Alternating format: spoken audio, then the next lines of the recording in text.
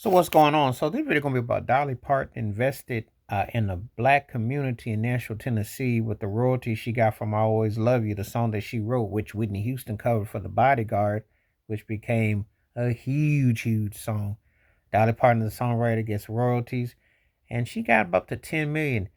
What she did, and she said in an interview from a few years ago, is that there was a neighborhood in Nashville that had largely black community, and she decided to invest in a complex office building and space as a place. She said this is the house that Whitney built. She said for uh, black folks and also for Dolly Parton, she said that's where she felt it should be. That was her tribute.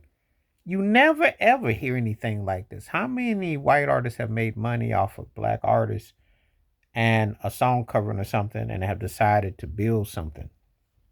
You know, people can have varying degrees of whatever they want to think about Dolly Parton, but this was saying something that she took the money that she earned and decided to take it back to the community.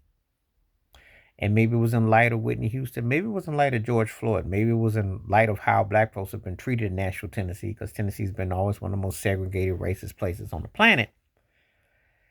That history is well documented. However, the gesture on her part shows someone that had an understanding and a humbleness. Obviously, Dolly Parton was always popular growing up.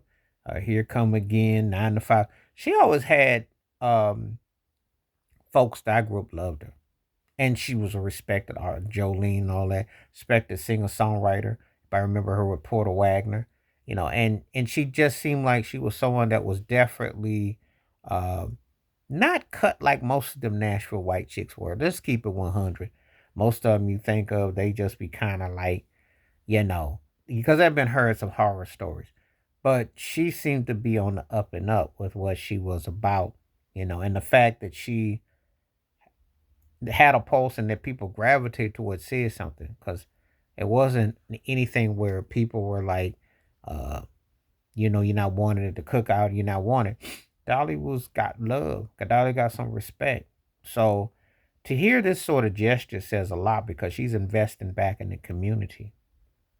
And there are actually artists who are black who don't even do that for back to the community. So the fact that Whitney covered her song and she took it upon herself to use the royalties to invest back in the neighborhood says a lot about Dolly Parton as a person and what she thought of Whitney Houston, Because I'm often thinking about that scene in The Preacher's Wife, where that church where, the Gregory Hines wanted to take away from the characters in the movie and make it into a strip mall, which is actually what Dolly Parton has going on in Nashville, the particular area.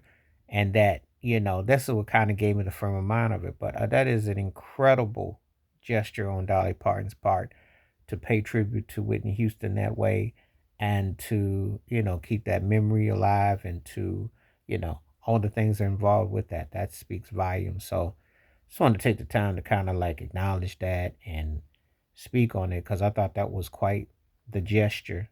And, it's important that people do understand that those things do matter and they have a place and everything. So, anyway, that was quite because that was a credible, successful song. She said she would have wished that Whitney would have asked her to come on stage and sing it with her. So that would have been something else. But the fact what Whitney did with that song, yeah, I mean, you can't possibly begin to, turn it out. And great gesture on Dolly Parton's part. Please like, subscribe, welcome thoughts, comments, and I do respond. Thank you. Wash your hands, keep your mind clear, watch out for another. Share it if you like. Stay safe, stay blessed, stay woke, stay free. I'm at one time. Peace.